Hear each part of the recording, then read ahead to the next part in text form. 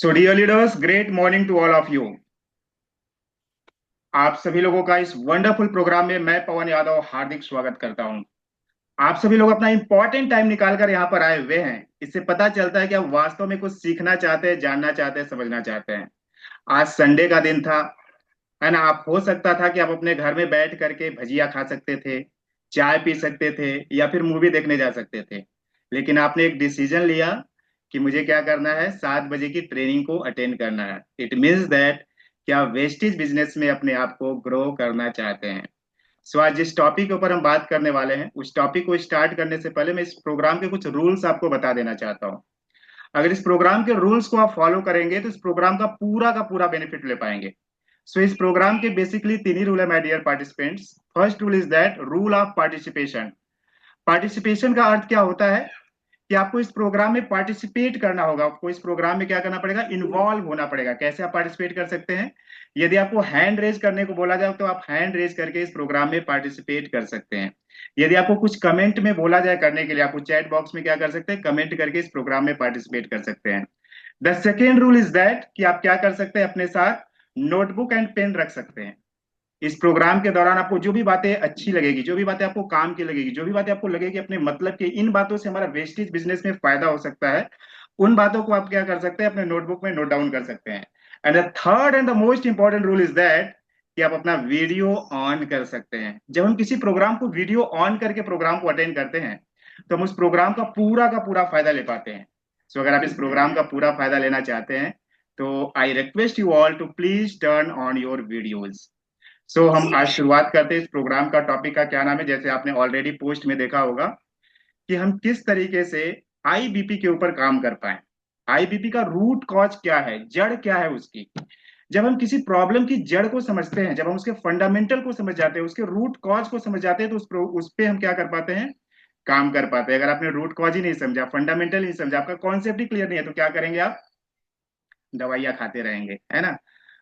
तो मेरा आप सभी लोगों से एक सिंपल सा छोटा सा सवाल है कि हाई बीपी की जो प्रॉब्लम है या नहीं है। आप कमेंट में, चैट बॉक्स में कमेंट कर सकते हैं।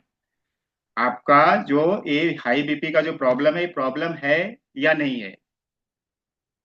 चैट बॉक्स में आपको कमेंट करना है कि यस और नो। यस और नो में सिंपल, जैसा आप बोला जाए, यस और नो में आप कमेंट कर सकते हैं यस प्रॉब्लम है। इट मीन्स दैट कि आपके आजू में, बाजू में, अड़ोसी में, पड़ोसी में, घर में, परिवार में, रिलेटिव में, जॉब में, बिजनेस में, कहीं पे भी आप जहां पे भी हो, कहीं ना कोई व्यक्ति क्या होगा, हाई बीपी से परेशान होगा। अच्छा, एक दिन से दवाइयां खा रहा होगा क्या? केवल एक साल से ही दवाइयां खा रहा होगा क्या? कोई 1 साल से खा रहा होगा, कोई 2 साल से खा रहा होगा, कोई 5 साल से दवाइयां खा रहा होगा। और वो कब तक दवाइयां खाता रहेगा? जब तक इस शरीर को छोड़ नहीं देगा तब तक क्या करेगा, हाई बीपी की दवाइयां खाते ही रहेगा। क्योंकि मेडिकल साइंस में, यानी कि एलोपैथिक में, ऐसा कोई सिस्टम नहीं है जो रूट कॉज पे काम करता है। जब कभी भी एलोपैथिक मेडिसिन आप खाते हो तो एलोपैथिक मेडिसिन में क्या होता है ना, रूट कॉज पे कभी भी काम नहीं होता है। किस पे काम पे होता है, टेम्पोररी सोल्यूशन पे काम किया जाता है ना, एलोपैथिक मेडिसिन में। तो अगर आपको रूट कॉज समझ में आ गया, अगर आपका फंडामेंटल समझ में आ गया, अगर आपका बेसिक क्लियर हो गया, कॉन्सेप्ट क्लियर हो गया, तो आप क्या कर सकते हैं, अपने साथ साथ बाकी लोगों को भी आप क्या कर सकते हैं, मदद कर सकते हैं। बाकी लोगों का मदद करने का मतलब क्या है, बाकी लोगों की मदद करने से मतलब क्या है कि इसीलिए तो हम इस वेस्टेज बिजनेस में आए हुए हैं ना। वेस्टेज बिजनेस में आए हुए हैं कि अगर हम लोगों की प्रॉब्लम को सॉल्व कर पाए, उनको हम एक सोल्यूशन दे पाए, उनका कॉन्सेप्ट क्लियर पाए, उनकी प्रॉब्लम को हम सॉल्व कर पाए, तो हम क्या कर पाएंगे, हम अपने बिजनेस को आसानी से काम कर पाएंगे। सो हाई बीपी समझने से पहले, हाई बीपी मतलब क्या होता है, हाई ब्लड प्रेशर होता है। हाई ब्लड प्रेशर को समझने से पहले हमें क्या समझना पड़ेगा, सबसे पहले हमें अपने ब्लड को समझना पड़ेगा। क्योंकि ब्लड से ही तो ब्लड प्रेशर होता है। अगर हमने ब्लड प्रेशर अगर हमको समझना है तो क्या समझना पड़ेगा, हमें अपने ब्लड को समझना पड़ेगा। और अगर आपने ब्लड को समझ लिया तो ब्लड प्रेशर आसान है समझना। तो ब्लड क्या होता है, ब्लड एक सिंपल जो है कि आपके बॉडी में कैरियर का काम करता है, ट्रांसपोर्ट सिस्टम का काम करता है। ये क्या करता है, आपके बॉडी में जितने भी सेल्स हैं, हर एक सेल्स तक कुछ ना कुछ कंपोनेंट, कुछ ना कुछ मटेरियल्स को क्या करता है, ट्रांसपोर्ट करता है। क्या ट्रांसपोर्ट करता है, अगर आप खाना खाते हैं उसमें कार्बोहाइड्रेट्स होता है, आपके सेल्स तक कार्बोहाइड्रेट्स को ले जाने का काम कौन करता है, आपका ब्लड ही काम करता है। आप जो प्रोटीन ले रहे हो, प्रोटीन को हर एक सेल्स तक पहुंचाने में के लिए कौन कामयाब होता है, कौन काम करता है, कौन कारगर होता है, ब्लड ही काम करता है। यानी प्रोटीन को आपके सेल्स तक कौन पहुंचाता है, ब्लड पहुंचाता है। आपके बॉडी में अगर आप विटामिन ले रहे हो, मिनरल्स ले रहे हो, कैल्शियम ले रहे हो, तो ये सारी चीजें कैसे जा रही है आपके बॉडी में, हर एक सेल्स तक कैसे जा रही है? ये ब्लड ही पहुंचाने का काम कर रहा है। अगर कोई मेडिसिन लेते हो और मेडिसिन का आप देखते हो कि असर होता है ना, कोई आपने दवाई खाया तो उसका असर होता है, तो उसके जो कंपोनेंट्स होते हैं, उसके जो इंग्रेडिएंट्स होते हैं, उन सारे इंग्रेडिएंट्स को आपके बॉडी में के हर एक सेल्स तक पहुंचाने का काम कौन करता है? ब्लड करता है। अच्छा, ब्लड मूव कैसे करता है? ब्लड जो फ्लो करता है किसके थ्रू फ्लो करता है? ये ब्लड वेसल्स के थ्रू फ्लो करता है। ब्लड वेसल्स क्या होती है? ट्यूब होती है ना, एक ट्यूब होती है जिसके जिसमें क्या होता है, आपका ब्लड क्या होता है, हर एक ऑर्गन्स तक, हर एक पार्ट्स तक क्या होता है, फ्लो होता है। अब ये ट्यूब क्या हो सकती है? कुछ मोटी ट्यूब हो सकती है, कुछ मीडियम साइज की ट्यूब हो सकती है, कुछ पतली ट्यूब हो सकती है। जो सबसे पतली ट्यूब होती है उसको कैपिलरीज बोला जाता है, ये आंखों से भी नहीं दिखती, इतनी पतली बारीक ट्यूब होती है, उससे भी क्या होता है, ब्लड फ्लो होता है।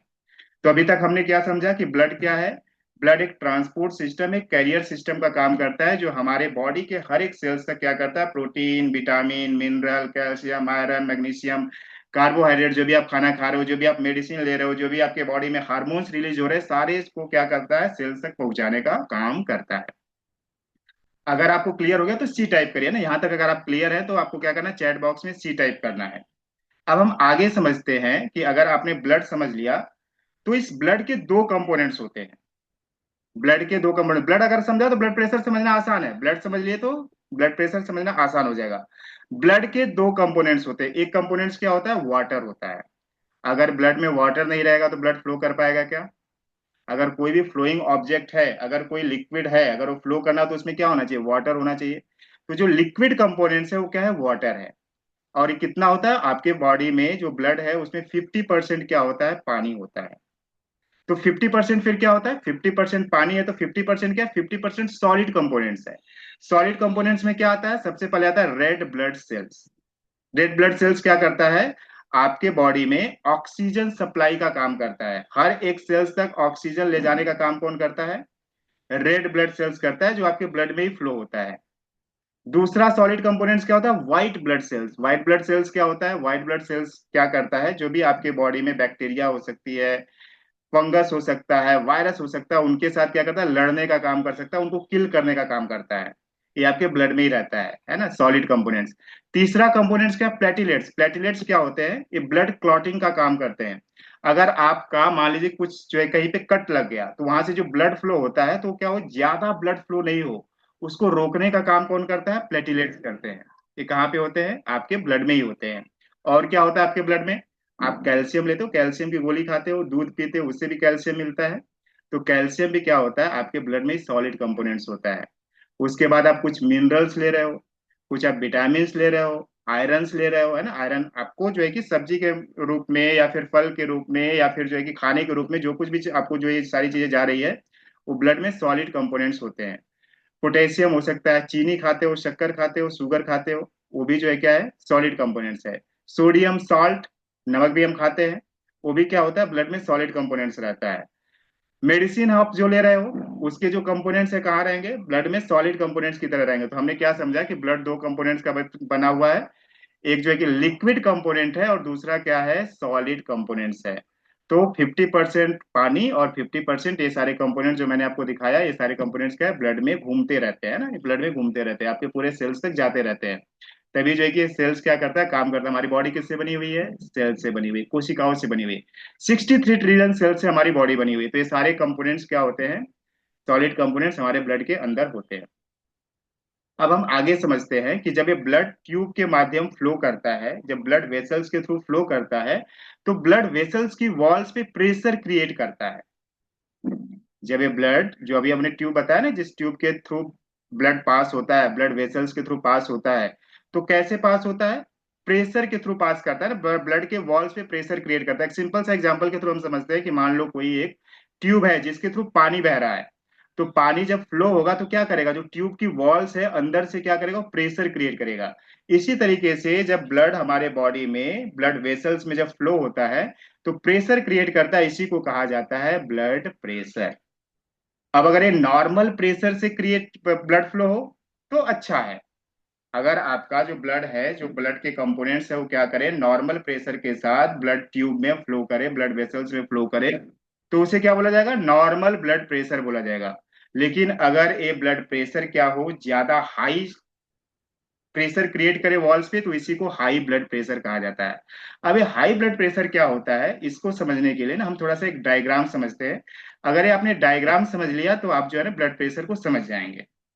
अभी डायग्राम क्या कहता है, कितने लोग खाना खाते हैं? बोले क्या बात कर रहे हैं सर, खाना तो सभी लोग खाते हैं, है ना। तो खाने का मतलब केवल दाल चावल रोटी सब्जी नहीं होता है। खाने का मतलब होता है जब सवेरे सवेरे आप चाय लेते हो चुस्कियों के साथ, है ना, टोस्ट के साथ ब्रेड के साथ, वो भी खाने में ही आता है ना। कुछ नमकीन खाते हो, कुछ भजिया खाते हो, या फिर कुरकुरे खा रहे हो, पिज्जा खा रहे हो, बर्गर खा रहे हो, स्नैक्स खा रहे हो, मंचूरियन खा रहे हो, सारी चीजें किस में आ रही है, खाने में आ रही है। तो जब भी हम खाना खाते हैं, खाना क्या होता है, हमारे फूड पाइप के थ्रू, हमारे यहाँ पे ना फूड पाइप है, इस फूड पाइप के थ्रू पहले कहाँ पे जाता है, हमारे पेट में जाता है, स्टोमक में जाता है। स्टोमक में क्या होता है, वो ब्रेक डाउन होता है, और जो है कि उसके बाद कहाँ पे जाता है, इंटेस्टाइन में होता है, उसमें और छोटे छोटे टुकड़ों में जो है कि टूट जाता है। खाना हमने खाया, खाना फूड टाइप के थ्रू कहाँ पे गया, फूड पाइप के थ्रू स्टमक में गया, वहां पे ब्रेक हुआ, और उसके बाद इंटेस्टाइन में जाकर के और छोटे छोटे टुकड़ों में ब्रेक हो जाता है। अब अगर आपने कार्बोहाइड्रेट्स खाया, कार्बोहाइड्रेट्स खाया, तो कार्बोहाइड्रेट्स क्या होता है, ग्लूकोज में कन्वर्ट हो जाता है।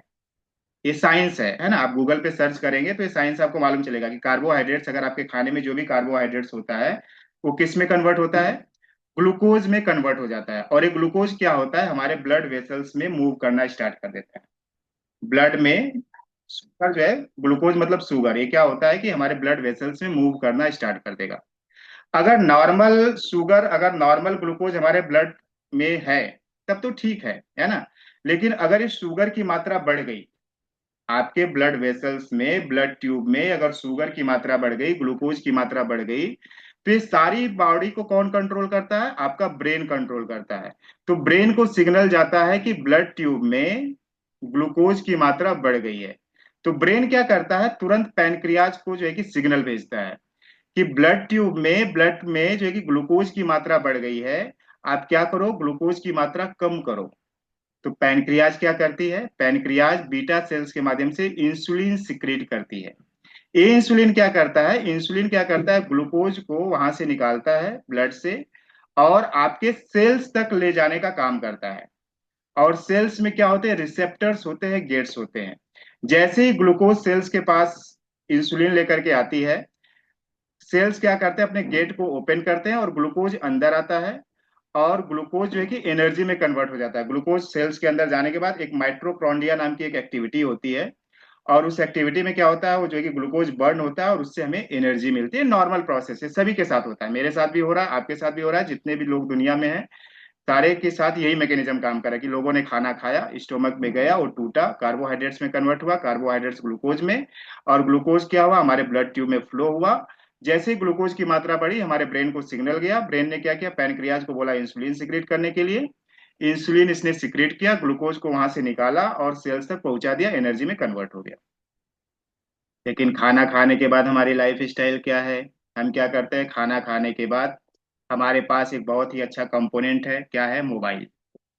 खाना खाने के बाद हम बिस्तर पे लेट जाएंगे और मोबाइल पे रील्स देखना स्टार्ट कर देंगे। खाना खाने के बाद क्या करेंगे, हम ऑफिस में बैठ जाएंगे, लैपटॉप पे काम करना स्टार्ट कर देंगे। खाना खाने के बाद हम क्या करेंगे, चद्दर तान करके सो जाएंगे। रात में तो हम वही करते हैं, खाना खाते हैं और चद्दर तान करके क्या करते हैं, सो जाते हैं।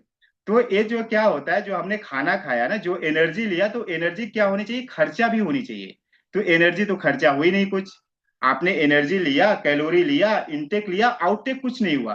तो दूसरी बार जब आपकी ग्लूकोज की जब आप मात्रा बढ़ी, तो सेल्स क्या बोलता है, मेरे पास तो ऑलरेडी एनर्जी है, मुझे एनर्जी की जरूरत नहीं है। तो क्या करता है, एक ग्लूकोज जो सेल्स क्या करता है, ग्लूकोज को अंदर नहीं लेता है। अब ग्लूकोज को अंदर नहीं लेता है, लेकिन ग्लूकोज फिर क्या होगा, आपके जो है कि ब्लड बढ़ता रहेगा, बढ़ता रहेगा। तो बार बार ब्रेन में सिग्नल जाएगा कि ग्लूकोज की मात्रा बढ़ रही है, कम करो कम करो। फिर क्या करेगा ये, इंसुलिन सिक्रेट करेगा।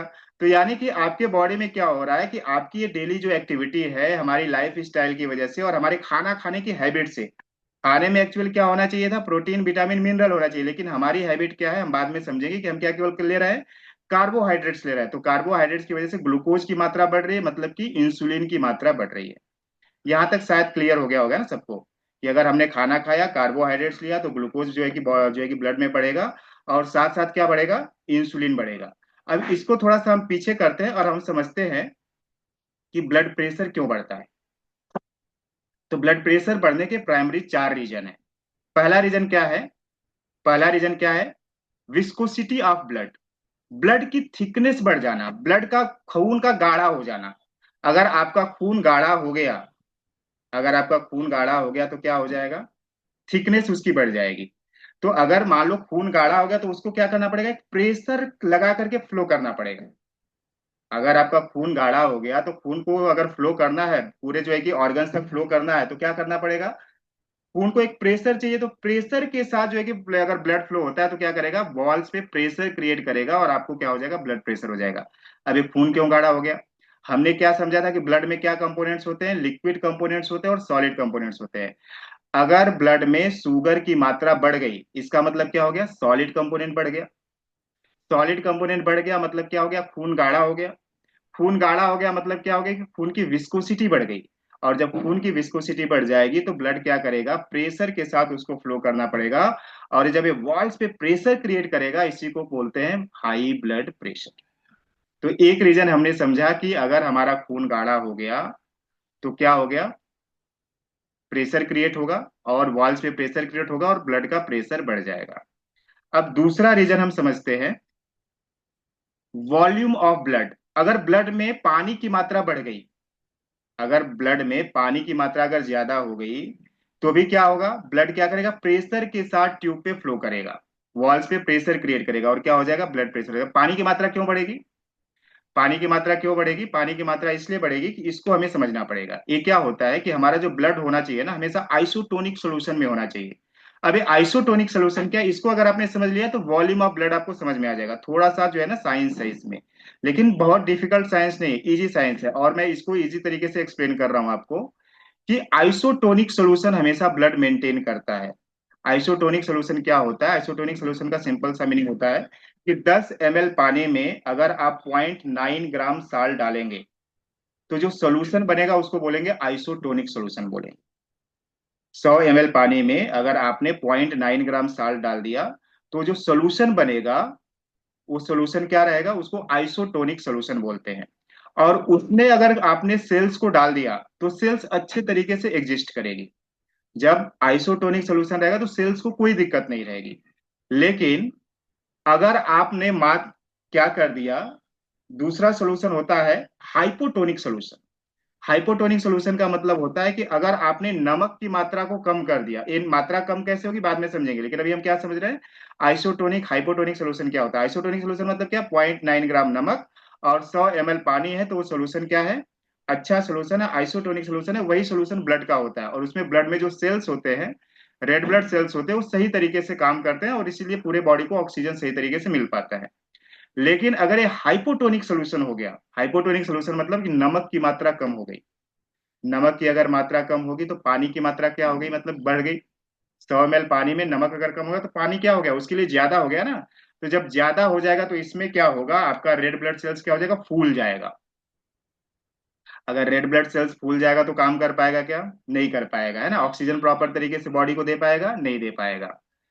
तीसरा जो सोल्यूशन होता है उसको बोलते हैं हाइपरटोनिक सोल्यूशन। हाइपरटोनिक सोल्यूशन क्या होता है?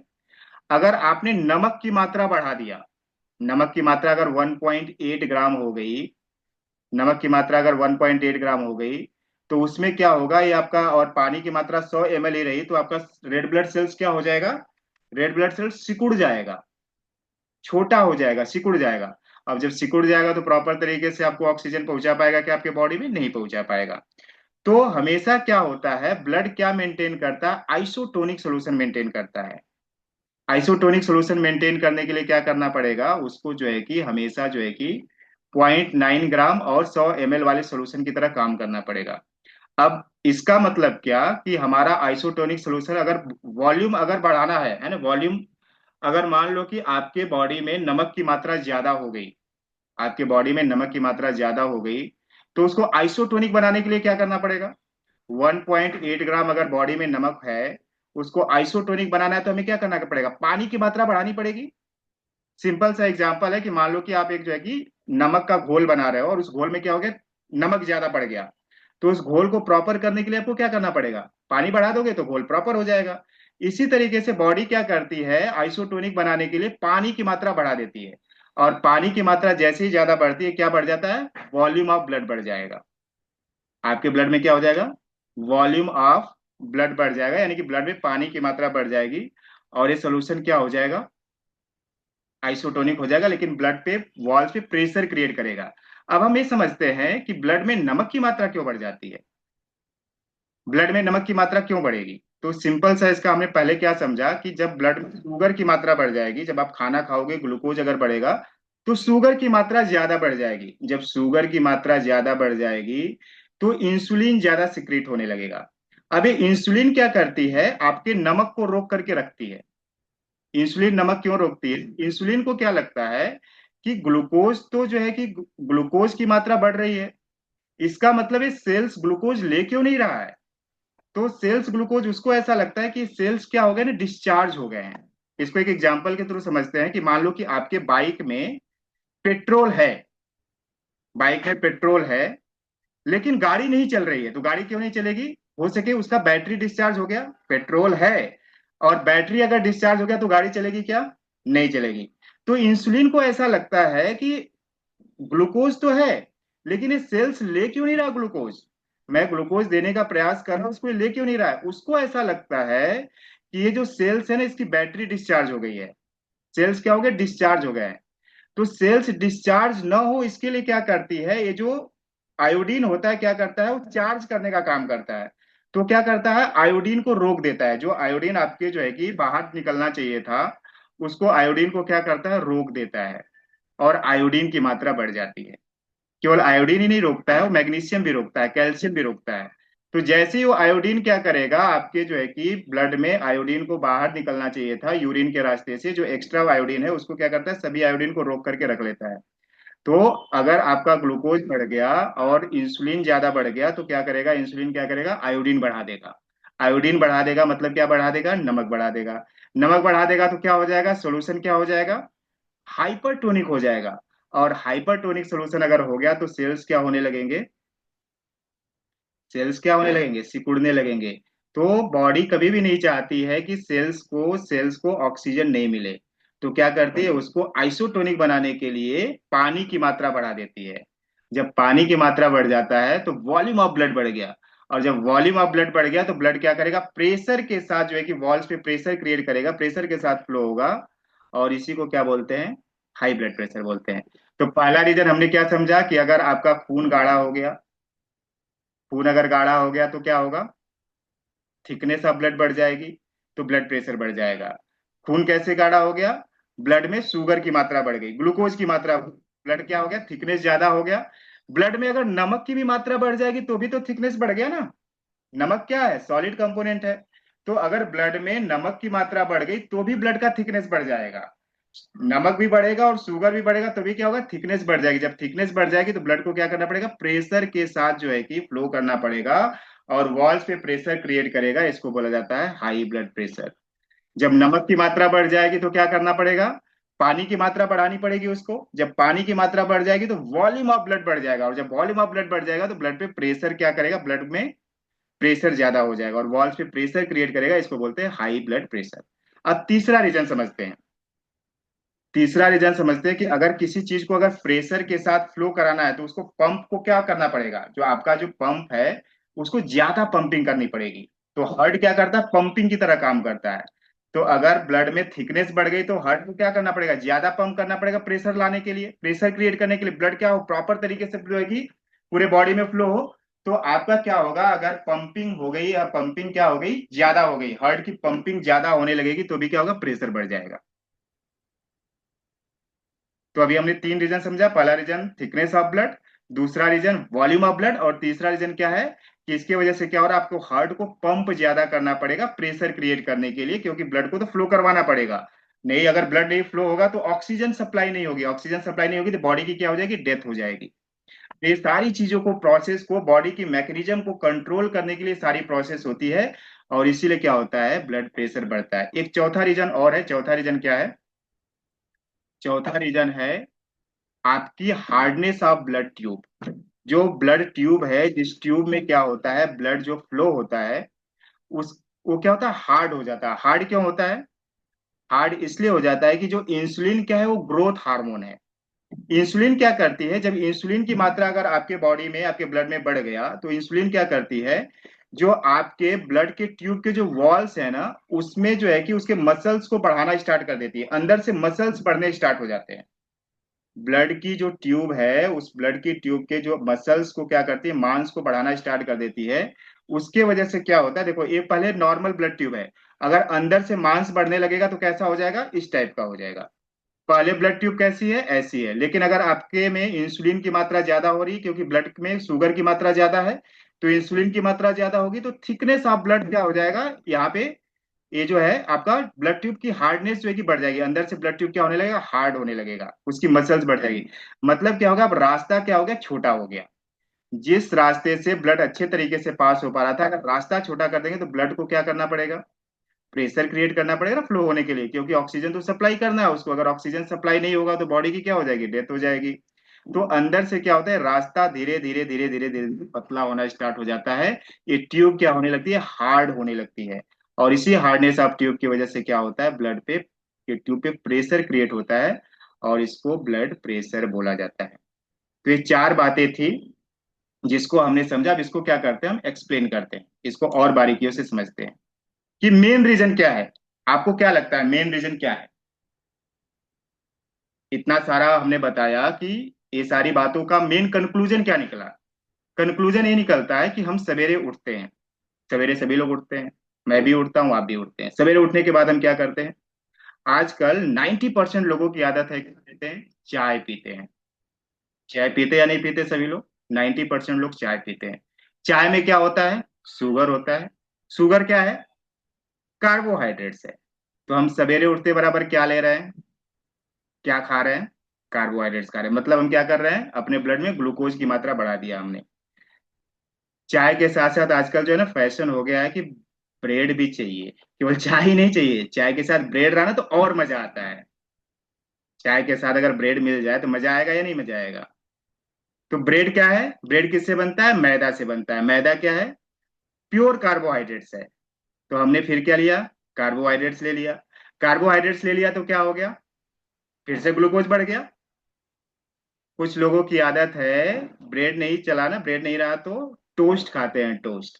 टोस्ट भी किससे बनता है, मैदा से बनता है, शुगर से बनता है ना, चीनी से बनता है। तो हमने क्या कर लिया, फिर से कार्बोहाइड्रेट्स ले लिया।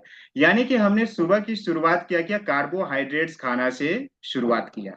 तो जब ये आपने कार्बोहाइड्रेट्स लिया तो सुबह सुबह आपने क्या किया, अपने बॉडी में ग्लूकोज की मात्रा को बढ़ा दिया। अब आगे बढ़ते हैं। नाश्ता में हम क्या करते हैं, ज्यादातर घरों में है ना, ज्यादातर घरों में क्या बनता है, रोटी और सब्जी। क्या पराठा या सब्जी बनेगा? रोटी क्या है, कार्बोहाइड्रेट्स है। और सब्जी तो बिना आलू की सब्जी बनती नहीं है। आलू ज्यादा रहेगा और हरी सब्जियां थोड़ा मोड़ा रहेगी, है ना। बिना आलू की सब्जी बनती है क्या, 90% घरों में नहीं बनती है। तो हमने कार्बोहाइड्रेट्स लिया, रोटी में क्या था, कार्बोहाइड्रेट्स, सब्जी में क्या है, आलू है, मतलब क्या है, कार्बोहाइड्रेट्स है। मतलब हमने नाश्ते में भी क्या लिया, कार्बोहाइड्रेट्स लिया। आगे बढ़े। दोपहर के खाना में हम क्या खाते हैं, रोटी सब्जी दाल चावल। रोटी क्या है, कार्बोहाइड्रेट्स है। चावल क्या है, कार्बोहाइड्रेट्स है। सब्जी क्या है जिसमें आलू है, कार्बोहाइड्रेट्स है। दाल क्या है, प्रोटीन है। तो मतलब कार्बोहाइड्रेट्स इतना और प्रोटीन इतनी सा। कार्बोहाइड्रेट्स हमने कितना लिया, इतना लिया। सुबह भी कार्बोहाइड्रेट्स लिया, नाश्ते में भी कार्बोहाइड्रेट्स लिया, और दोपहर में हमने खाने में भी क्या लिया, कार्बोहाइड्रेट्स लिया, और प्रोटीन थोड़ा मोड़ा ले लिया। सलाद वगैरह अगर खाना रहा, ककड़ी वगैरह खाना रहा, तो एक आध दो पीस खा लिया, बहुत बड़ी बात है ना, बहुत उपकार कर दिया अपने बॉडी पे, है ना। सलाद ककड़ी तो एक दो पीस रहनी चाहिए खाने में, ज्यादा रहना नहीं चाहिए, है ना। पापड़ रहना चाहिए, अचार रहना चाहिए, और बाकी जितना भी पकवान है सब रहना चाहिए, लेकिन क्या रहना चाहिए, सलाद नहीं रहना चाहिए। सलाद में क्या होता है, फाइबर होता है जो हमें फायदा करता है, लेकिन हमें फायदा वाली चीजें नहीं खानी। ये ब्लड प्रेशर बढ़ाने के लिए हम थोड़ी मोड़ी मेहनत थोड़ी कर रहे हैं, बहुत सालों से मेहनत कर रहे हैं। और हर घर में ना अपने बच्चों के साथ भी वो मेहनत चल रही है, बच्चों को भी वही लाइफ स्टाइल सिखाई जा रही है कि ऐसे ही खाना है। हम तो खा ही रहे हैं, हमने जो तो कि मेहनत कर ही रहे हैं, बच्चों के लिए भी हम मेहनत कर रहे हैं, बहुत अच्छे से मेहनत कर रहे हैं, सालों साल से मेहनत कर रहे हैं। अब हम आते हैं इवनिंग में। शाम है, होगी ना भाई, शाम इतनी अच्छी प्यारी शाम है, बिना चाय की शाम कैसी, है ना। फिर से शाम को क्या चाहिए, चाय चाहिए, मतलब शुगर चाहिए। शुगर चाहिए मतलब क्या चाहिए, कार्बोहाइड्रेट चाहिए। फिर हमने हमने क्या किया, शाम को शुगर ले लिया। उसके साथ टोस्ट मिल गया, भजिया मिल गया, नमकीन मिल गया तो और अच्छा है। उसमें भी क्या है, कार्बोहाइड्रेट्स ही है। अब रात में चलते हैं, रात को हम क्या खाते हैं, ज्यादातर घरों में रोटी और सब्जी खाते हैं। रोटी में क्या है, कार्बोहाइड्रेट, सब्जी में क्या है, कार्बोहाइड्रेट्स। तो हमने कार्यक्रम क्या बनाया, ब्लड प्रेशर बढ़ाने का कार्यक्रम बनाया, ब्लड प्रेशर घटाने का कार्यक्रम बनाया। अच्छा, ये एक बार में नहीं होता है कि आज आपने दाल चावल रोटी सब्जी किया और आज ही आपका ब्लड प्रेशर जो है पूरा बढ़ गया। अगर ऐसा हो जाएगा तो आप दाल चावल रोटी सब्जी खाना छोड़ दोगे। ये धीरे धीरे धीरे धीरे धीरे धीरे कई सालों की प्रक्रिया होती है। कई सालों से आपके बॉडी की मैकेनिज्म डिस्टर्ब हो रही है, कई सालों से डिस्टर्ब हो रही है। जब बॉडी जब अनकंट्रोल्ड हो जाती है, उस मैकेनिज्म को जो है कि सह नहीं पाती है, तब धीरे धीरे धीरे धीरे उसके साइड इफेक्ट्स आना स्टार्ट हो जाते हैं, धीरे धीरे उसके सिम्टम्स नजर आने स्टार्ट हो जाते हैं। धीरे धीरे फिर आपको लगता है कि ब्लड प्रेशर जो है ना बढ़ गया है। आप चेकअप करा, फिर आपको अनकंफर्टेबल लगेगा। क्यों अनकंफर्टेबल लगेगा, कि ब्लड प्रॉपर तरीके से पास नहीं होगा। ब्लड की क्या होगी, ट्यूब हार्ड हो गई, उसमें से ब्लड प्रॉपर तरीके से पास नहीं होगा, तो आपको घबराहट होगी, आपको बेचैनी होगी, है ना, आपको कुछ और फीलिंग आएगी, है ना, पसीना पसीना आएगा। तो तब आप जो है कि डॉक्टर के पास जाओगे, डॉक्टर बोलेगा कि भैया आपको क्या हो गई है, ब्लड प्रेशर की बीमारी हो गई। अच्छा, डॉक्टर आपको ये बताएगा क्या कि ये सारा इतना बैठ करके गीता ज्ञान देगा क्या कि इसकी वजह से आपका ब्लड प्रेशर बढ़ा है, नहीं। वो क्या करेगा, एक इंस्ट्रूमेंट लगाएगा, मेजर करेगा, ब्लड प्रेशर बढ़ गया, टैबलेट देगा, आप खाओ। अब खाते रहो, जिंदगी भर आप खाते रहो, क्योंकि एलोपैथिक में ऐसा कोई जो है कि मेडिसिन नहीं है जो आपके रूट कॉज पे काम करेगी। टेम्पोरी आपको क्या लगेगा, अच्छा लगेगा, जब तक दवा का असर रहेगा तब तक अच्छा लगेगा। और फिर शाम को फिर आपको एक डोज खाना पड़ेगा, फिर आपको अच्छा लगेगा। और अच्छा लगाते लगाते लगाते आप क्या करोगे, जिंदगी भर दवाइयां खाते रहोगे। तो अगर आपको फंडामेंटल समझ में आ गया कि हम अपने खाने में मात्र कार्बोहाइड्रेट्स ले रहे हैं, और ये कार्बोहाइड्रेट्स क्या कर रहा है, हमारे बीमारी का कारण बन रहा है, लाइफ स्टाइल डिजीज का कारण बन रहा है, हाई बीपी का कारण बन रहा है। तो अगर आपने खाने में खान पान को चेंज कर दिया, क्या कर दिया, कार्बोहाइड्रेट्स के साथ साथ प्रोटीन विटामिन मिनरल और फाइबर लेना शुरू कर दिया, इसको बोला जाता है बैलेंस्ड डाइट बोला जाता है। हमने 8वीं 9वीं क्लास में पढ़ाया जाता था, बायोलॉजी में पढ़ाया जाता था, मैंने पढ़ा था। 8 9 क्लास में बोलते थे कि बैलेंस डाइट आपको लेना चाहिए, आपको न्यूट्रिशन वाला खाना खाना चाहिए। और सबने पढ़ा हुआ है, लेकिन फॉलो कोई करता है क्या, नहीं करता है। हर एक मोटे व्यक्ति को मालूम होता है पतला कैसे होता है, लेकिन करता है क्या, पतला होने पे प्रयास करता है क्या, नहीं करता है ना। लोग पतला होने के लिए काम करते हैं ना, गार्डन जाते हैं, एक्सरसाइज करते हैं, दौड़ते हैं। 1 घंटा तो खूब एक्सरसाइज करेंगे, मेहनत करेंगे, दौड़ेंगे कूदेंगे भागेंगे, और घर में आकर के क्या करेंगे, 1 कप चाय ढकेल लेंगे अंदर। जितना किया करा है सब पानी में चला गया, सब पानी में चला गया। उसके बाद रोटी खा लेंगे, है ना, सब्जी खा लेंगे, सब किया करा है सब पानी में चला गया। या फिर आप पोहा खा लोगे। है आजकल पोहा, तरी पोहा, हमारे महाराष्ट्र में जो है, तरी पोहा बहुत फेमस है। सवेरे सवेरे 7 बजे वो तरी पोहा वाले के पास इतनी भीड़ लग जाती है, लोग तरी पोहा तरी पोहा तरी पोहा खाना स्टार्ट कर देते हैं। तो अगर आपने अपने खान पान को चेंज कर लिया, खान पान में बदलाव कर लिया, तो क्या हो सकता है, आप बहुत सारी लाइफ स्टाइल डिजीजों से बच सकते हैं। केवल ये हाई बीपी पे ही काम नहीं करेगा, आपके डायबिटीज पे भी काम करेगा, आपके फैटी लिवर पे भी काम करेगा, आपके कोलेस्ट्रॉल पे भी काम करेगा, आपके थायराइड के प्रॉब्लम में भी काम करेगा, आपके घुटने दर्द में भी काम करेगा। आजकल जितनी भी लाइफ स्टाइल डिजीज आप जानते हो, आपके ओबिसिटी पे काम करेगा, सारी चीजों पे क्या है, फंडामेंटल्स काम करेगा। तो खाने में अगर आपने प्रोटीन विटामिन मिनरल्स का इंटेक कर लिया, तो आप क्या कर सकते हैं, ब्लड प्रेशर से क्या हो सकता है, धीरे धीरे धीरे धीरे आपको जो है कि परमानेंट सोल्यूशन मिल सकता है। अगर आपका ब्लड प्रेशर बढ़ जाएगा तो क्या क्या प्रॉब्लम आ सकती है। अगर मान लो ब्लड प्रेशर बढ़ गया, तो क्या क्या प्रॉब्लम आएगी। तो पहली प्रॉब्लम क्या होगी, फर्स्ट प्रॉब्लम क्या होगी, कि आपके हार्ट को पंपिंग ज्यादा करना पड़ेगा। ब्लड प्रेशर बढ़ेगा तो हार्ट क्या करेगा, ज्यादा पंप करेगा। हार्ट अगर ज्यादा पंप करेगा तो हार्ट की इफिशियंसी क्या हो जाएगी, कमजोर हो जाएगी। हार्ट की इफिशियंसी अगर कमजोर हो जाएगी तो क्या चांसेस हो सकते हैं, हार्ट अटैक के चांस हो सकते हैं या नहीं हो सकते हैं। हार्ट की अगर एफिशिएंसी धीरे धीरे धीरे धीरे धीरे धीरे कमजोर होने लगे, क्योंकि हार्ट को क्या करना पड़ रहा है, बार बार पंप करना पड़ रहा है, बार बार ज्यादा पंप करना पड़ रहा है। जो हार्ट नॉर्मल, मान लो कि आपके घर में एक मशीन है, और जो नॉर्मल तरीके से काम करती थी, उस पर अगर ज्यादा बर्डन आ जाए, ज्यादा लोड आ जाए, तो मशीन खराब होने के चांसेस है या नहीं है। तो जो मशीन 80 साल तक चलनी थी, 100 साल तक चलनी थी, वो मशीन कितने साल तक चलेगी, 60 साल तक, 50 साल तक, 65 साल तक। इसीलिए आजकल क्या हो रहा है, लोगों की लाइफ स्पैन क्या हो रही है, कम हो रही है। तो लोग बोलते हैं ना, आजकल जिंदगी जो है ना, केवल 60 साल की जिंदगी है, 60 65 70 साल में लोग जो है ना चले जाते हैं। क्यों चले जाते हैं, उन्होंने उसके लिए बहुत मेहनत किया है, प्रयास किया है। ऐसा थोड़ी है, प्रयास करते हैं लोग, है ना, अपनी जो है कि हार्ट की पंपिंग को खराब करने के लिए, हार्ट की इफिशियंसी को खराब करने के लिए बहुत सारी मेहनत करनी पड़ती है।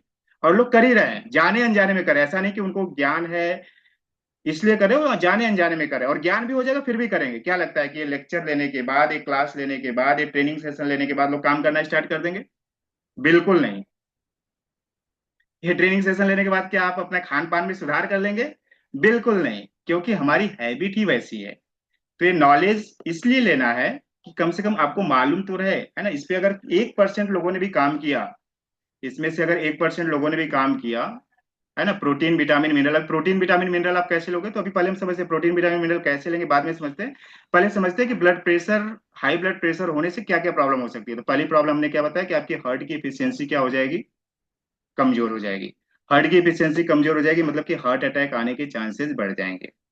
अच्छा, हमने क्या बोला कि जो ब्लड का ट्यूब हो जाता है ना, उसकी थिकनेस हार्ड हो जाती है ना, वो हार्ड हो जाता है, उसकी थिकनेस बढ़ जाती है, अंदर से बढ़ जाती है।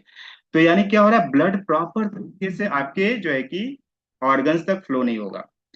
अगर ब्लड प्रॉपर तरीके से, अगर आपके ब्रेन की कैपिलरीज में, ब्लड वेसल्स में, अगर ब्रेन तक ब्लड प्रॉपर तरीके से नहीं पहुंचा, अगर आपकी ब्लड की ट्यूब क्या हो गई, मोटी हो गई, और ब्लड उसमें फ्लो हो रहा था, प्रेशर के साथ फ्लो हो रहा था, और मान लो कि आपके ब्रेन तक ब्लड प्रॉपर तरीके तक नहीं पहुंच पाएगा, तो क्या हो सकता है? ब्रेन स्ट्रोक हो सकता है। तो दूसरी प्रॉब्लम क्या हो सकती है? ब्रेन स्ट्रोक की प्रॉब्लम हो सकती है।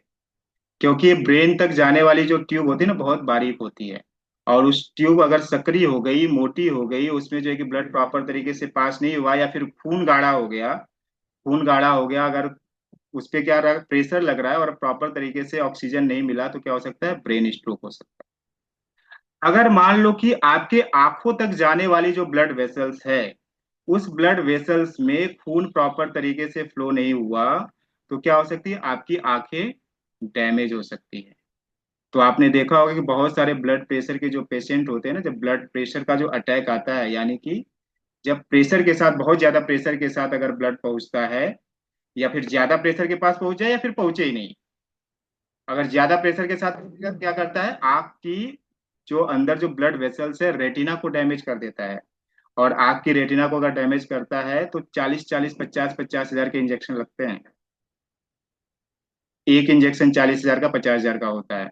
तो आपकी आंख को डैमेज कर सकता है। अगर ब्लड प्रेशर के साथ आपकी किडनी तक पहुंच गया, आपकी किडनी तक अगर ब्लड प्रेशर प्रेशर के साथ पहुंचा, या फिर अगर ट्यूब पतली हो गई, ब्लड प्रॉपर तरीके से ऑक्सीजन सप्लाई नहीं कर पाया, तो क्या हो सकता है? आपकी किडनी को अफेक्ट कर सकता है। अगर ब्लड प्रॉपर तरीके से ब्लड में फ्लो नहीं हो पाया, आपके पैरों तक ब्लड जो है प्रॉपर तरीके से नहीं पहुंच पाया, तो क्या हो सकता है? पैरालिसिस हो सकती है। तो इतने सारे से बहुत सारी चीजें, जो मेन मेन पॉइंट्स था, मैंने आपको क्या किया, बताया कि क्या क्या इफेक्ट्स हो सकते हैं अगर हाई ब्लड प्रेशर हुआ तो। ये जो हाई ब्लड प्रेशर जो होता है ना, जो हम दवाइयाँ खाते रहते हैं, दवाइयाँ खाते हैं, इस पे हम काम नहीं करते हैं। अगर मान लो कि ए इसके एडवर्स इफेक्ट्स होने स्टार्ट हो जाएंगे, तो इस ये सारी चीजें क्या करेगा, आपके ऑर्गन्स को डैमेज करना स्टार्ट कर देगा। आपको जो है कि ब्रेन स्ट्रोक हो सकता है, आपको क्या हो सकता है, आपकी रेटिना डैमेज हो सकती है, आपकी किडनी फेलियर हो सकते हैं, आपको हार्ट अटैक आ सकता है, पैरालिसिस के शिकार हो सकते हैं। तो ये सारी जो प्रॉब्लम होती है ना, आपने सुना होगा कि अरे फला व्यक्ति को जो है ना पैरालिसिस आ गया। कैसे आया? एक दिन में आया क्या? नहीं, अंदर से बहुत सारी चीजें चली रही थी, चली रही थी, चली रही थी। और एक दिन क्या हुआ, ब्लड जो है बहुत प्रेशर के साथ फ्लो हुआ, और क्या हुआ, उसके ब्लड वेसल्स को उसने क्या कर दिया, डैमेज कर दिया। और वहां के ऑर्गन्स को क्या कर दिया, पैरालिसिस कर दिया। या फिर वहां तक ब्लड प्रॉपर तरीके से पहुंच ही नहीं पाया, यानी कि ऑक्सीजन ही नहीं मिल पाया, तो भी फिर क्या हुआ, वो ऑर्गन्स क्या हो गया, अफेक्ट हो गया। तो ये हो गया ब्लड प्रेशर के इफेक्ट, कि क्या क्या जो है कि दिक्कतें हो सकती है। अब हम समझते हैं कि अगर हमको इन सारी दिक्कतों से बचना है, तो हम क्या कर सकते हैं। वेस्टेज में क्या सोल्यूशन है? वेस्टेज में क्या सोल्यूशन है? सिंपल सा सोल्यूशन है ना। जैसा हमने क्या समझा, प्रोटीन विटामिन मिनरल्स आपको लेना है। प्रोटीन विटामिन मिनरल किस में मिलेगा? प्रोटीन विटामिन मिनरल किस में मिलेगा? एक बहुत ही सस्ता जो है ना हमारे पास सप्लीमेंट्स है, क्या बोलते हैं उसको, स्पिरुलिना बोलते हैं। उसमें प्रोटीन भी है, विटामिन भी है, मिनरल्स भी है। तो आपने खाना खाया, रोटी सब्जी खाया, सुबह का नाश्ता आपने किया। पहली बात तो सुबह का नाश्ता आपको चाय करना ही नहीं है, चाय खाना है, चाय पीना ही नहीं है। टोस्ट और मैदा, मैदे की सामान और शुगर के सामान को आपको क्या करना है, परहेज करना है। पहली चीज क्या करना है, ये सारी चीजें क्यों बताया जा रहा है, केवल आपके लिए नहीं बताया जा रहा है, ये इसलिए बताया जा रहा है कि जब आप मार्केट में जाओगे अपना प्रोडक्ट लेकर के, और जब आप स्पिरुलिना बेचोगे तो स्पिरुलिना बोलोगे मेरा स्पिरुलिना ले लो, बहुत फायदेमंद है, प्रोटीन है, विटामिन है, मिनरल है, ये है वो है, बोलेगा उसका मुझे क्या करना है, प्रोटीन विटामिन मिनरल का मुझे क्या करना। आप बोलोगे फ्लैक्स ऑयल ले लो, जो है कि इसका क्या करेगा, आपका फैट रिड्यूस कर देगा, आपका उसका मुझे क्या करना है, मेरे को तो प्रॉब्लम ही नहीं है, मेरे को तो अभी कोई कोलेस्ट्रॉल की प्रॉब्लम नहीं है, तो फिर आप क्या करोगे, चुपचाप बैग में रखोगे वो क्या बोलते हैं, स्पिरुलिना और फ्लैक्स ऑयल, और अपने घर लेकर के आ जाओगे। अगर आपका कॉन्सेप्ट क्लियर हो गया, ये सारी चीजें अगर आपको जानकारी होगी, तो आप मार्केट में जब आप जाएंगे, फील्ड में जब जाएंगे, किसी को आप बताएंगे, किसी को आप गाइड करेंगे, किसी को आप सजेस्ट करेंगे, तो अगर आपने प्रॉपर तरीके से उसको अगर जानकारी दिया ना, तो उसको लगेगा हाँ ये आदमी जो है ना, इसको नॉलेज है, ये जो है ना ये प्रॉपर तरीके से बता रहा है, इट मीन्स दैट ये मुझे सही गाइड कर सकता है, और इसका अगर मैं प्रोडक्ट लिया तो मुझे फायदा कर सकता है।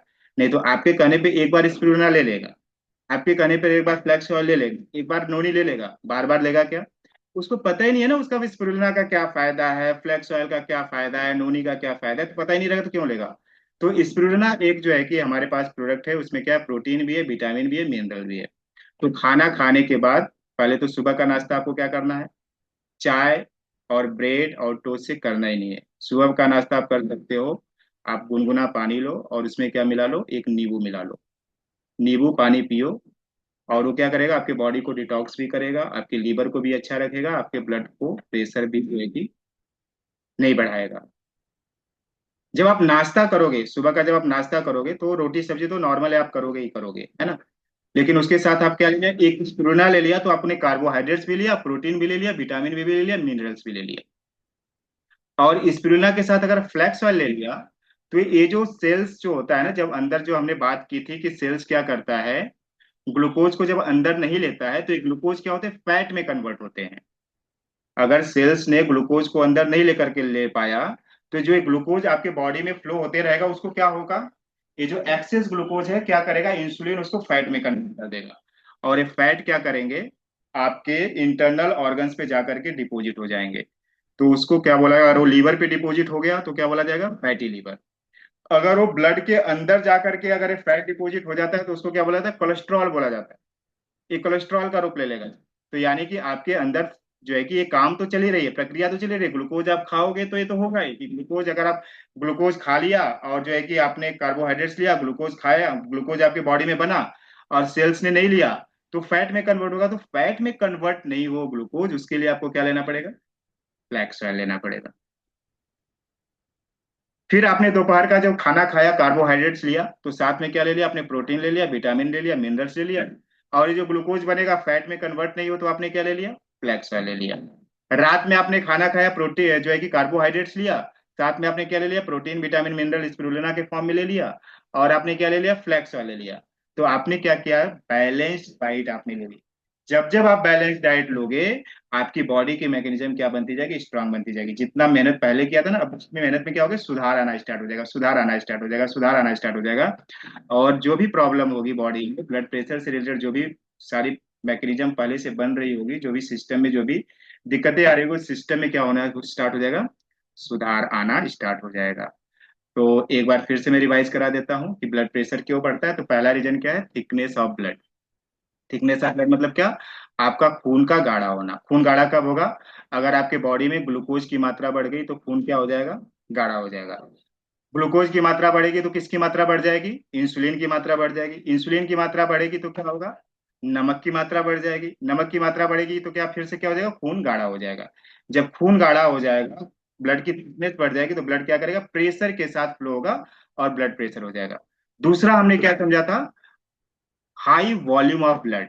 जब नमक की मात्रा बढ़ जाएगी, तो सोल्यूशन क्या हो जाएगा, हाइपरटोनिक सोल्यूशन हो जाएगा। और ऐसे सोल्यूशन में क्या होता है, सेल्स क्या होते हैं, सिकुड़ना स्टार्ट कर देते हैं। तो बॉडी क्या करती है, ऑटोमेटिक आइसोटोनिक बनाने का प्रयास करती है। आइसोटोनिक कैसे बनाएगी, जैसे ही नमक की मात्रा बढ़ी, तो क्या करेगी, पानी की मात्रा बढ़ा देगी, जिससे क्या हो जाएगा, सेल्स जो है कि सिकुड़े नहीं।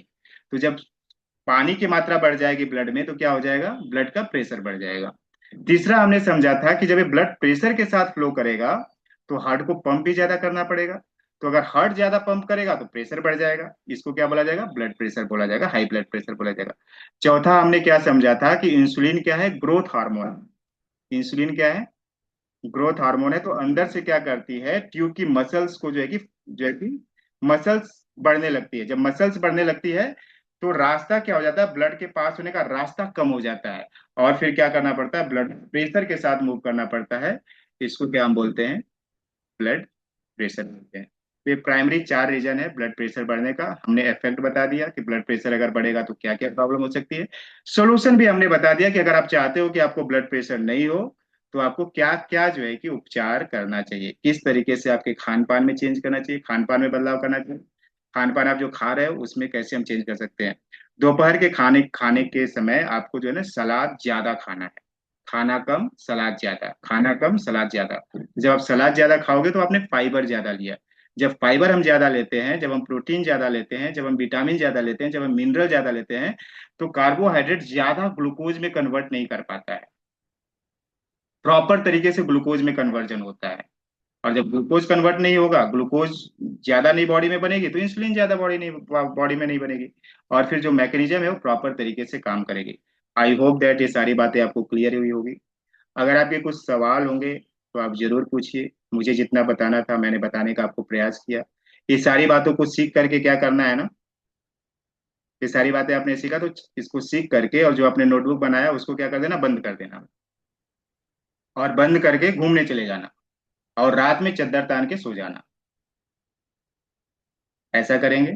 नहीं, जो बातें आपने सीखा ना इसको आप रिवाइज करो, कि मैं क्या ब्लड प्रेशर को लेकर के मार्केट में मैं काम कर सकता हूँ, कर सकती हूँ क्या, मैं वेस्टीज के सप्लीमेंट्स को क्या मैं केवल एक डिजीज को पकड़ करके, किसी एक पर्टिकुलर बीमारी को पकड़ करके मैं मार्केट में काम कर सकता हूँ, कर सकती हूँ, कर सकते हैं, बहुत अच्छे तरीके से काम हो सकता है। तो इसका आपको क्या करना है ना, प्रॉपर नॉलेज लेना, बार बार रिवाइज करना है, बार बार इसकी प्रैक्टिस करनी है कि ब्लड प्रेशर के क्या क्या रीजन है, क्या ऐसे चार रीजन है जिसकी वजह से ब्लड प्रेशर बढ़ता है, इससे क्या क्या इफेक्ट हो सकते हैं, और इसको किस तरीके से ब्लड प्रेशर को पे काम किया जा सकता है। अगर मान लो कि आपने किसी एक पर्सन के ऊपर काम कर लिया, उसका ब्लड प्रेशर को कम करने में काम करवा दिया, अच्छा ब्लड प्रेशर पे अगर आप सप्लीमेंट्स दोगे तो डायरेक्ट उसको दवाइयां बंद करने को मत बोल देना कि भैया अब ये दवाई खा रहे हो अब वो दवाई खाना बंद कर दो, तो उससे क्या होगा, गड़बड़ हो जाएगा, है ना। किया करा पूरा पानी में फिर जाएगा। क्यों?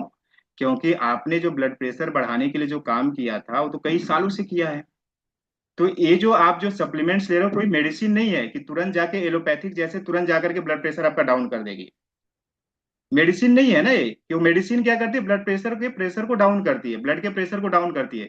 ये मेडिसिन आपके तुरंत काम नहीं करेगी, किस पे काम करेगी, आपके सेल्स पे काम करना स्टार्ट करेगी, जो आपकी ग्लूकोज की प्रोसेस है उस पे काम करना जो है कि काम करेगी, आपका जो फैट जो बर्निंग है उस पे जाकर के काम करेगी। तो जितना जो आपने बनाया है अंदर जो कचरा जमा किया ना, कचरे को धीरे धीरे साफ करने में समय लगता है, एक झटके में नहीं किया आपने, जो है कि वो गोली छोड़ दिया ब्लड प्रेशर की, उसको गोली छोड़वा दिया और ये देना स्टार्ट कर दिया, तब तो आप जो है ना गड़बड़ हो जाएगा। तो ये सारी चीजें आपको जानना है कि उसको दवा अपनी कंटिन्यू करनी है, साथ साथ में सप्लीमेंट्स लेना स्टार्ट करना है, खाने में बदलाव करना है। ऐसा नहीं कि जो है कि स्पिरुलिना खाए जा रहा है और खूब दबा करके चाय पिए जा रहा है, स्पिरुलिना खाया जा रहा है और खूब दबा करके 10 रोटी खाए जा रहा है। तो ये भी आपको क्या करना है, उनको गाइड करना है, बताना है कि किस वजह से हो रहा है सारी चीजें, तब जाकर के सप्लीमेंट्स काम करेंगे। नहीं तो आप स्पिरुलिना दे दोगे, फ्लैक्स ऑयल दे दोगे, फ्लैक्स ऑयल क्या करता है, खून का गाढ़ा को कम करता है, खून को नॉर्मल करता है, कोलेस्ट्रॉल की मात्रा को घटाता है, लेकिन वो तो इनपुट बराबर है ना, उसको क्या कर रहा है, आपने सप्लीमेंट्स उसको दे रहे हो लेकिन अंदर मटेरियल जो है कि वही वाला जा रहा है, तो काम करेगा क्या सप्लीमेंट, जल्दी काम करेगा, बहुत धीरे धीरे काम करेगा। अगर किसी को जल्दी रिजल्ट चाहिए तो क्या करना पड़ेगा, खान पान में अगर बदलाव कर दिया तो ये सप्लीमेंट्स क्या हो जाएंगे, सोने पे सुहागा हो जाएगा, उनको जो है कि अच्छे तरीके से काम करने लगेगा। तो जब आप मार्केट में किसी एक बीमारी को पकड़ करके आप काम करेंगे तो आपका सप्लीमेंट्स क्या होगा, बहुत तेजी से जो है कि सेल होना स्टार्ट हो जाएगा, आपका वेस्टेज बिजनेस क्या होगा, बहुत तेजी से आगे बढ़ना स्टार्ट हो जाएगा। लेकिन इसके लिए क्या करना पड़ेगा आपको, उस बीमारी पे आपको पकड़ लानी पड़ेगी। पकड़ कैसे ला सकते हैं, प्रैक्टिस करके, है ना। ये जो चीजें आपने समझा उसको रिवीजन करो, उसको थोड़ा सा आप मनन करो, चिंतन करो, उसको थोड़ा पेपर पे उतारो, नोट्स को बार बार रिवाइज करो, अपने वे में उसको समझाने का प्रयास करो लोगों को। अगर नहीं समझ में आ रहा कि मैं पहले जाकर के नए ऑडियंस को कैसे समझाऊंगा, तो अपनी वाइफ को समझाना स्टार्ट करो। स्टार्ट कहाँ से करो? अपने घर से स्टार्ट करो। अपनी वाइफ को बोलो कि आज हमने तो है ना हाई ब्लड प्रेशर के ऊपर आज बड़ी अच्छी चीज सीखी, चलो बैठो मैं तुमको समझाता हूँ। वाइफ क्या बोलेगी हस्बैंड को? चलो बैठो, मैं आज आज हाई ब्लड प्रेशर के ऊपर सीखा, अभी मैं समझाता हूँ तुमको। तो ये जब आप बार बार समझाओगे, हस्बैंड वाइफ के साथ काम करेगा, वाइफ हस्बैंड के साथ, आपकी प्रैक्टिस हो जाएगी बात करने की, है ना, किसी के साथ। तो कोई भी आपके पर्सन है, कोई भी आपके डाउन लाइन में है, उनको इस तरीके से आप सजेस्ट करोगे, इस तरीके से गाइड करोगे, इस तरीके से जब आप हेल्प करोगे, तो पर्सन क्या होगा, आपके साथ लंबे समय तक बना रहेगा। बहुत लंबे समय तक बना रहेगा। अगर आपने कोई एक प्रॉब्लम घर की सॉल्व करा दिया, तो घर में क्या केवल हाई बीपी वाले लोग पड़े हैं क्या? घर में डायबिटीज वाले भी पड़े होंगे, किसी को कोलेस्ट्रॉल का प्रॉब्लम होगा, किसी को बाल झड़ने का प्रॉब्लम होगा, किसी को आंख का प्रॉब्लम होगा, किसी को नाक का प्रॉब्लम होगा, किसी को गले का प्रॉब्लम होगा। तो प्रॉब्लम ही प्रॉब्लम जो लोगों को है। तो एक ही घर से आपको चार चार लोग मिल सकते हैं, और सबकी प्रॉब्लम को आपको सॉल्व कराने के बारे में सोचना है, पीबी बढ़ाने के बारे में तो बाद में सोचना है। अगर आपने प्रॉब्लम सॉल्व कर दिया तो पीबी ऑटोमेटिक बढ़ जाएगी। लेकिन अगर आपने प्रॉब्लम सॉल्व नहीं किया तो पीबी बढ़ेगी क्या?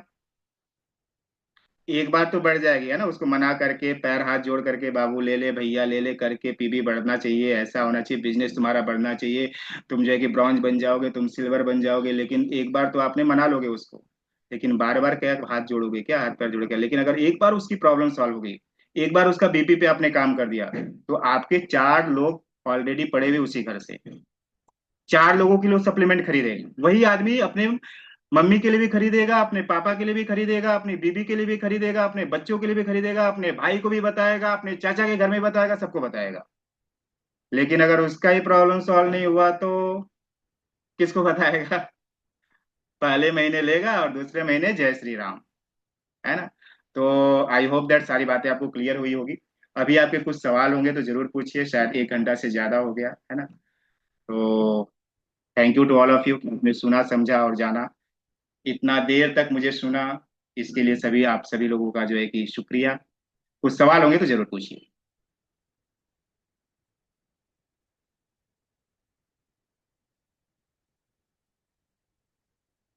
कोई सवाल नहीं है? सबको सब समझ में आ गया? सवाल नहीं है तो दो चीजें हो सकती है। एक क्या हो सकता है कि आपको सब समझ में आ गया, दूसरा क्या हो सकता है कि आपको कुछ भी नहीं समझा। क्या मैं समझू कि सब समझ में आ गया या कुछ भी नहीं समझा? सवाल नहीं तो दो ही रीजन हो सकता है ना, एक या तो, अच्छा इसमें मुझे एक करना पड़ेगा क्या? सब सर ने एक किया होगा, है ना, मैं आपको अनम्यूट का ऑप्शन देता हूँ। रवि सर, आपको मैंने अनम्यूट का ऑप्शन दिया, बोलिए। सर जी नमस्कार। नमस्कार सर, बताइए क्या सर बहुत सवाल। बहुत धन्यवाद, आपने मुझे बोलने का मौका दिया। मैं सर थोड़ा सा ये जानना चाह रहा था वेट मैनेजमेंट के ऊपर, जैसे आपने जिस तरह से आज बोला है उसके हाई बीपी के ऊपर, अगर वेट मैनेजमेंट के ऊपर अगर एक दिन आप बताएं तो मेरे लिए ज़्यादा बेटर रहेगा। बिल्कुल सर, अपन जो है ना आगे आने वाले टाइम पे कंडक्ट कर सकते हैं वेट मैनेजमेंट में। कम से कम 8 से 10 बीमारियों पे हम सेशन कंडक्ट कर सकते हैं। लेकिन उसके जी लिए ना जी। केवल ज्ञान नहीं लेना है, ज्ञान को क्या करना है, इंप्लीमेंट करना है। नॉलेज पावर बिल्कुल नहीं बिल्कुल। होता, इम्प्लीमेंटेशन ऑफ जी नॉलेज पावर होता है। ज्ञान लेकर के हमें क्या करना है, उसको इम्प्लीमेंट करना है। इम्प्लीमेंट करेंगे तो जरूर रिजल्ट आएगा। तो वेट मैनेजमेंट पे भी हम बहुत अच्छे तरीके से काम कर सकते हैं। उस पे भी जी बहुत जी। अच्छा सप्लीमेंट्स है वेस्टीज का, उस सप्लीमेंट्स बहुत अच्छे तरीके से सेल हो सकता है। आपको मालूम होगा जी कि एक कंपनी है जो केवल वेट मैनेजमेंट पे ही काम करती है, और सेम प्रोडक्ट हमारे पास है। सेम जी प्रोडक्ट जी। हमारे पास है और उससे सस्ता है, उससे जो है कि अच्छा प्रोडक्ट है। तो जी वेट मैनेजमेंट पे भी अपन काम कर सकते हैं, उस पर ट्रेनिंग सेशन कंडक्ट कर सकते हैं। इससे रिलेटेड कोई सवाल है, बीपी से रिलेटेड? नहीं, आज की सर बहुत शानदार मीटिंग रही और बहुत कुछ समझ में आया सर, और इसको इम्प्लीमेंट भी करेंगे बहुत अच्छे से। Thank you sir. Nirmala ma'am कुछ पूछना चाहती हैं, आपको मैंने अनम्यूट का ऑप्शन दिया है। निर्मला मैम, बोलिए, क्या सवाल है? Hello, good morning sir. Good morning good everyone. Morning, good morning, very good morning. मेरा क्वेश्चन ये था कि जैसे हम सप्लीमेंट्स देते हैं, है ना, अभी बात हुआ कि 1 मंथ तो ले लेगा कोई कैसे भी करके। बट सेकेंड मंथ क्या रहता है कि कुछ लोगों को ये प्रॉब्लम रहता है, जैसे मैंने सप्लीमेंट दिया किसी को, 1 मंथ तक तो ऑब्वियसली रिजल्ट नहीं आएगा, है ना। तो वो क्या सोच रहे हैं, वो सेकेंड टाइम सोच रहे हैं नहीं रिजल्ट तो नहीं आ रहा, तो नहीं चाहिए मुझे। तो वहां पे हम क्या उनको कैसे कन्विंस कर सकते हैं या कैसे बोल सकते हैं? जब आप सप्लीमेंट्स देंगे ना, तो उसको सबसे पहले उसको क्लियर कर देना है आपको। क्लियर करना है कि इसको जो है ना, आपको लगातार 3 से 4 महीना जब आप लेंगे तभी रिजल्ट आएगा, क्योंकि ये जो बीमारी है ना आपकी कई सालों से है, 3 साल से है, 2 साल से है। तो कोई जो है ना एलोपैथिक मेडिसिन नहीं है कि मेडिसिन नहीं है कि तुरंत जो है कि काम करेगी, तुरंत असर करेगी। तो अगर आपने उसको पहले से ही क्लियर कर दिया कि इसको 3-4 महीने जब आप धीरे धीरे लोगे तो आपके सेल्स पे काम करेगी। आपका अगर सेल्स प्रॉपर तरीके से काम करने लगेगा तो ये मेडिसिन जो है ना, जो भी आप सप्लीमेंट्स ले रहे हो, वो जो है कि सही तरीके से काम करना स्टार्ट हो जाएगा। 3 से 4 महीना आपको लेना ही पड़ेगा, तभी जो है कि काम करेगा। क्लियर कर देना सामने वाले को जो है ना, पूरा सही तरीके से प्रॉपर तरीके से जेन्युइन ऑथेंटिक तरीके से गाइड करना है। किसी को गुमराह करके पीबी के चक्कर में हमें गाइड नहीं करना है। हमें सामने वाले को कि अगर आपको ये प्रॉब्लम है, इसका सोल्यूशन ये है, और इसके लिए आपको 3 से 4 महीना जो है कि इस पे काम करना पड़ेगा और आपको डेफिनेटली रिजल्ट आएगा। साथ में सप्लीमेंट्स के साथ साथ हमने क्या बताया, आपको कुछ चीजों पे ध्यान भी देना है, जैसे कि क्या कर रहा है वो, खाना तो शुगर खा रहा है, चीनी खा रहा है, शक्कर खा रहा है, मैदा खा रहा है, पिज्जा बर्गर स्नैक्स मंचूरियन खाया जा रहा है, और बोल रहा है कि सप्लीमेंट्स काम नहीं कर रहा है। तो इसलिए हमने क्या बोला ना, ये पूरा आपको पूरा क्यों बताया, इसीलिए बताया कि सामने वाले को आप इस पे हेल्थ पे काम करेंगे तो ये सारी चीजें जानकारी उनको देनी है, तब उसको जो है कि रिजल्ट परफेक्ट रिजल्ट आएगा। ठीक है निर्मला मैम? ठीक है सर, थैंक यू। आंसर कुछ पूछना चाहते हैं? मैंने अनम्यूट का ऑप्शन दिया है, आंसर पूछिए। सर आपका फोन नंबर मिल सकता है क्या? क्या बोल रहे हैं सर? आपका कांटेक्ट नंबर। मेरा कांटेक्ट नंबर? मैं तो ग्रुप में ही हूँ, हाँ हाँ आप लोगों के हाँ। ग्रुप में हूँ मैं। ये ग्रुप में है क्या आप? बिल्कुल हूँ, ग्रुप में ही हूँ। ठीक है सर, कोई बात नहीं है, फिर हम वहां से ले लेंगे। हाँ आपका ग्रुप में हूँ। आज का सेशन बहुत अच्छा लगा। और थैंक यू आपका जो सर। कॉलिंग करते हैं ना, उसका अगर रिकॉर्डिंग कुछ अगर आप भेजे तो पर्सनली बहुत अच्छा होगा। ये सेशन का ठीक है। रिकॉर्डिंग बोल रहे हैं, इस सेशन का रिकॉर्डिंग? सेशन का रिकॉर्डिंग तो होगा तो बहुत बढ़िया रहेगा। क्या है ना, कुछ एक नोट्स है जो हम लोग जल्दी जल्दी कर नहीं पाते हैं, क्या ना, आदत तो छूट गया है ना, स्कूल लाइफ कॉलेज लाइफ, हाँ हाँ तो सर, जल्दी हम बिल्कुल लोग बिल्कुल। लिख नहीं पाते हैं। सर मेरा यूट्यूब चैनल है, उस यूट्यूब चैनल पे मैं डाल देता हूँ, तो मैं ग्रुप में डाल दूंगा, तो उस पे जो है ना ये सारे जो भी सेशन कंडक्ट करते रहता हूँ मैं, 10 बजे का भी सेशंस लेता हूँ। उसमें बहुत सारी चीजें हमारे अपनी टीम के लिए सीखते रहते हैं हम लोग, साथ में प्रैक्टिस भी करते हैं अच्छा। बहुत सारी चीजें। तो सारा रिकॉर्डेड हम्म। उस पर डला रहता है, तो वहां आपका से आप यूट्यूब जो है चैनल क्या नाम से है सर? पवन यादव के नाम से ही है। ठीक है। Okay, Pawan thank you Yadav के सर। नाम से ही। Thank you sir. कुछ सवाल है सर इससे रिलेटेड, बीपी से रिलेटेड? बीपी रिलेटेड से अब बोले, मेरा एक दोस्त है उसको हम बोले हैं, मगर एक्चुअल क्या क्या सप्लीमेंट उसके लिए बेटर होगा वो नहीं ये कर पा रहे थे। जो आज आपका सेशन देख के हमको क्लियर हो गया है, तो उसको हम मतलब बीपी बता सकते बीपी से हैं। रिलेटेड क्या क्या सप्लीमेंट्स देना, मैं उसको आपको थोड़ा सा जानकारी दे दूं। बीपी से रिलेटेड सबसे पहले तो आपको देना है स्पिरुलिना, फ्लैक्स अच्छा। ऑयल, फ्लैक्स हम्म। ऑयल, हम्म। और L arginine. Allergy 9। L arginine. तीनों एक एल साथ ही देना आर्जिनाइन क्या है? करता है कि आपके जो ब्लड हम्म। वेसल्स है ना उसको चौड़ा कर देता है, अच्छा। उसकी ब्लड वेसल्स ट्यूब को बढ़ा देता है, तो उसमें ब्लड अच्छा। प्रॉपर तरीके से फ्लो होता है। तो एल आर्जिनाइन देना है, फ्लैक्स ऑयल देना है, स्पिरुलिना देना देना है। है। हाँ और ठीक है, इसलिए कि वो तो आपका मतलब मारवाड़ी है, तो हम्म, वो लोग उसका खान पीन में थोड़ा सा ये है, और आप जो बोले उसका ये सब खाने का आदत बहुत ज्यादा है। हाँ तो उस पे भी काम करना पड़ेगा सर ना, तभी सप्लीमेंट्स के हाँ, वो जल्दी सब रिजल्ट खाना आएंगे। भी हाँ कंट्रोल करने के सप्लीमेंट लिए का बोलना रिजल्ट अगर पड़ेगा। जल्दी लेना है तो हमको खान पान में, क्योंकि सारी खाना जो में लाइफ कंट्रोल स्टाइल करना डिजीज पड़ेगा। होती है ना, जितनी भी बीमारियां नहीं, होती ये है हम लाइफ जिसको स्टाइल भी की, सब खान पान से होती है। बोलिए सर। जिसको भी देते हैं हम सबको बोल देते हैं, ये दवा नहीं है, एलोपैथी का तरह काम नहीं करेगा, हम्म। आपको मिनिमम 3 महीना लेना है। अगर आप अफोर्ड कर सकते हैं तो लीजिए, बाद में हमको मत बोलिएगा। ये दवा समझ के मत लीजिए, पहले ही बोल देते हैं हम। नहीं तो ये या बोलने से कोई अगर पहले ना, वीडियो ये मिल जाता ये है सारी हमको। चीजें बोलने से पहले आप इस तरीके से जो हम्म। बताया ना, इस तरीके से उसको बताइए, बताइए पहले उसको, क्यों ब्लड आपका प्रेशर बढ़ता है, प्रेजेंटेशन बहुत क्या अच्छा है, रीजन है, बहुत क्या अच्छा है। इफेक्ट होता है, किस तरीके से हमें खान पीन में परहेज करना पड़ेगा। तो अगर ऑटोमेटिक वो समझ जाएगा तो ऑटोमेटिक वो काम करने लगेगा, है ना? आप अनम्यूट हो गए, म्यूट हो गए आप। So switch over to Suman Mandal sir, शायद सबके सवाल हो गए होंगे, तो सुमन मंडल सर है मीटिंग में, तो आगे का सेशन कंटिन्यू कर सकते हैं।